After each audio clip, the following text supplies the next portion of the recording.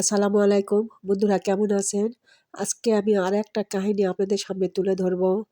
দেখেন, আমি চাক্ষুষ দেখে আসলাম যে ভাই অসুস্থ হয়েছে।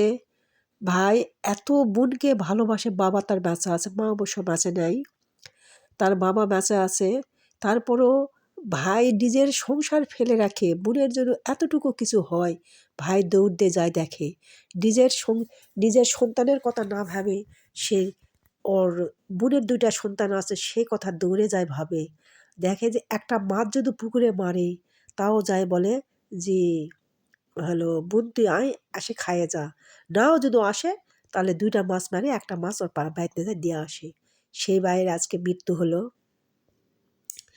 সেই মরা বাড়িতে শোকের এমনই এক বোনের আর্তনাদ কান্না, যারও বুক ফাটে যাবে না তারও বুক ফাটে যাবে। বাবা আছে কাঁদতিছে, স্ত্রী আছে কাঁদতিছে, কিন্তু তার বোনের মতন নয়। বোন খালি যেমন পাগল হয়ে যায় আর বলে যে আমার কলিজার টুকরা চলে গেল রে, আমার কলিজার টুকরা চলে গেল। আমি কোনোদিন দেখিনি ভাইকে এত ভালোবাসে।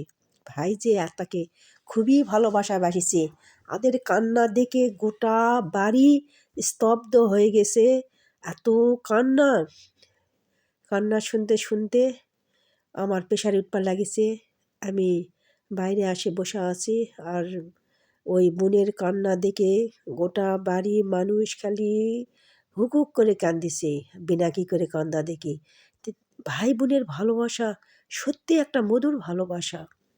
যার ভাই নাই সে বুঝে, যার বোন নাই সে বুঝে। তাই ভাই বোন দুজনাই থাকাটা যে কত শান্তির একটা জিনিস, যার আছে সে উপলব্ধি করতে পারতেছে। তার বোনের কান্নাতে সবাই বুঝে গেছে, সে এখানে আফসোস করতেছে, যার বোন নাই সে আফসোস করতেছে। তো ভাই আমাকেও খুব খারাপ লাগিছে।